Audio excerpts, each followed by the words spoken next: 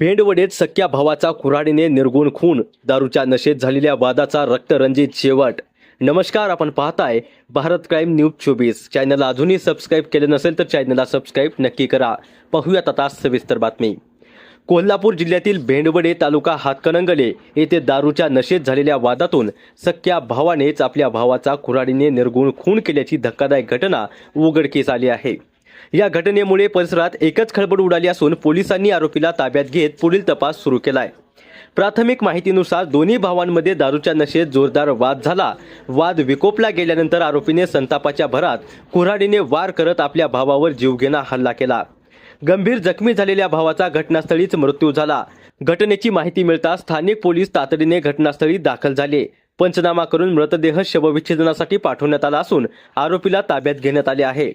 खुनामागील नेमके कारण आणि इतर परिस्थितीचा तपास पोलीस करत आहेत।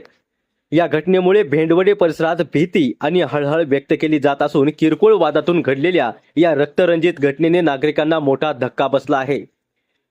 भारत क्राईम न्यूज 24 साठी कोल्हापूर जिल्हा कार्यकारी संपादक प्रदीप कोले।